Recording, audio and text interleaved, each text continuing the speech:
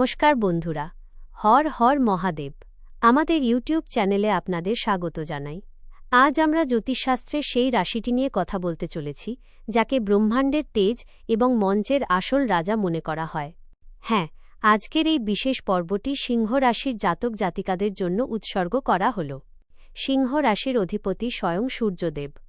সৌরজগতে যেমন সূর্য ছাড়া আলো সম্ভব নয়, ঠিক তেমনি শিল্প ও সঙ্গীতের দুনিয়ায় সিংহ রাশির প্রভাব ছাড়া রাজকীয়তা অসম্পূর্ণ। আপনার জন্ম যদি এই রাশিতে হয়ে থাকে, তবে আপনার ভেতরে একজন জন্মজাত শিল্পী লুকিয়ে আছে, যার নিজের কণ্ঠের মাধ্যমে দুনিয়া শাসন করার সামর্থ্য রয়েছে। সিংহ রাশি অগ্নিতত্ত্বের রাশি। এই রাশির জাতকদের গলায় একটি প্রাকৃতিক গাম্ভীর্য এবং প্রভাব থাকে। সূর্যের প্রভাবের কারণে আপনার বাণীতে এক প্রকারের অধিকার ফুটে ওঠে। আপনি যখন গান গাওয়া শুরু করেন, শ্রোতারা আপনা আপনি আপনার দিকে আকৃষ্ট হন। আপনার কণ্ঠে সেই শক্তি আছে যা শুধু কানেই শোনা যায় না, বরং সরাসরি হৃদয়ের গভীরে পৌঁছে যায়।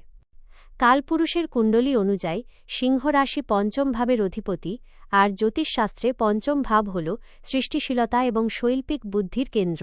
এই কারণেই সিংহ রাশির মানুষ শুধু গান গায় না, বরং তাকে নতুন রূপ দেয়। তাদের গায়কিতে এক প্রকারের রাজকীয় আভিজাত্য থাকে। তারা সাধারণ গানকেও নিজেদের উপস্থাপনার মাধ্যমে অসাধারণ করে তোলেন। একজন সফল গায়ক হওয়ার জন্য শুধু সুরের জ্ঞান যথেষ্ট নয়, বরং মঞ্চে দাঁড়িয়ে হাজার হাজার মানুষের ভিড়ের সামনে গান গাওয়ার সাহসও প্রয়োজন। সিংহ রাশির জাতকদের মধ্যে এই আত্মবিশ্বাস জন্মগতভাবেই থাকে। যেখানে অন্যান্য রাশির মানুষ মঞ্চে ওঠার আগে ভয় পায়, সেখানে সিংহ রাশির মানুষ মঞ্চকে নিজের বাড়ি মনে করে। আপনার কণ্ঠের সুরকে উচ্চগ্রামে নিয়ে যাওয়ার যে ক্ষমতা রয়েছে, তা অনন্য। আপনি কঠিন থেকে কঠিনতর তান এবং সরগম খুব অনায়াসেই পরিবেশন করতে পারেন।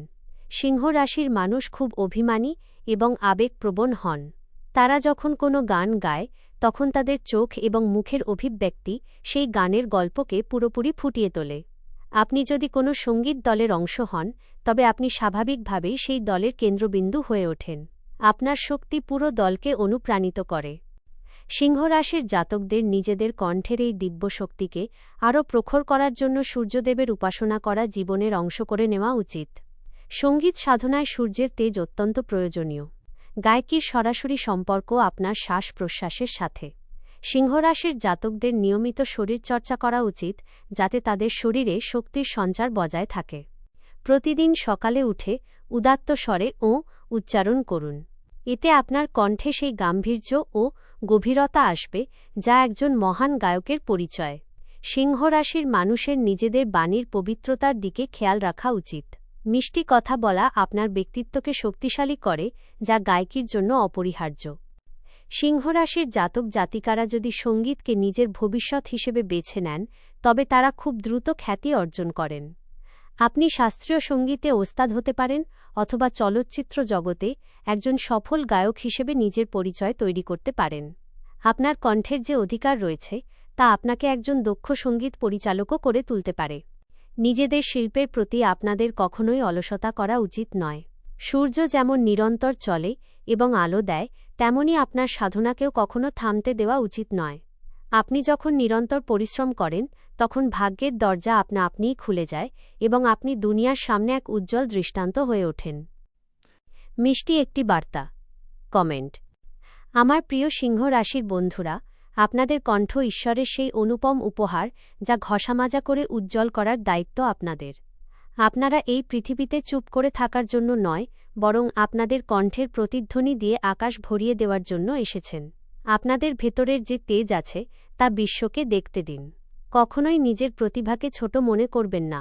মনে রাখবেন, একটি সিংহের গর্জন পুরো জঙ্গলকে নিস্তব্ধ করে দেয়, তেমনি আপনার একটি সুরেলা তান পুরো পৃথিবীর নজর আপনার দিকে টেনে নিতে পারে। নিজের সাধনা চালিয়ে যান এবং বিশ্বাস রাখুন যে সফলতার শিখরে আপনার সিংহাসন আপনার প্রতীক্ষা করছে। আপনাদের গৌরবময় ভবিষ্যতের জন্য আমার অনেক অনেক শুভকামনা রইল। ভিডিও পছন্দ হয়ে থাকলে একটি মিষ্টি কমেন্ট করবেন এবং লাইক ও সাবস্ক্রাইব করবেন। ধন্যবাদ। পরের ভিডিওতে আবার দেখা হবে।